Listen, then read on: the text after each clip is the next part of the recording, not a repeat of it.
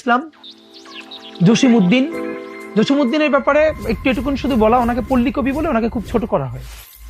ওনার মতো নাগরিক কবি বাংলাদেশে কম। আপনাকে শুধু একটা বলি, বাংলাদেশের শিল্প সাহিত্যের কি ছোট লোকই দশা। কলকাতার কোন সিনেমার 34 নম্বর ক্যারেক্টার হিসেবে ঢাকা থেকে অভিনয় করতে গেছে, 1 মাস রয়েছে, এসে এরপর দেখবেন কলকাতার অ্যাকসেন্টে বাংলা বলে। মানে এতটা ছোট লোকই তাদের মধ্যে আছে একটু যাতে ওঠার জন্য। জসিমউদ্দিন, ওনার ব্যাপারে আমার একটা বিরাট মানে আমি অবাক হই, এই ভদ্রলোক আজীবন রবীন্দ্রনাথের জীবন কাটাইছেন ঠাকুর বাড়ির রাঙিনায়। উনি শান্তিনিকেতনে রয়েছেন সারা জীবন, শান্তিনিকেতনের সাথে ওঠা বসা। কিন্তু উনি যখন লিখছেন দেখেন উনি কিভাবে আপামর বাংলাদেশের ফরিদপুরের সেই জবান, সেই শব্দকে, ইভেন ওনার কবিতাকে কলকাতা কবিতায় বলা হইতো না, গাইয়ে বলা হইতো, গ্রাম্য বলা হইতো। কিন্তু এটাই নাগরিক হয়ে ওঠা।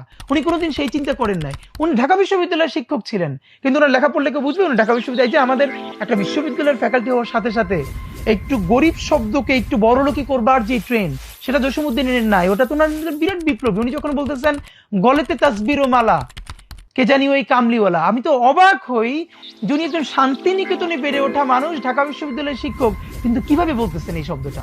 সুতরাং জসিমউদ্দিন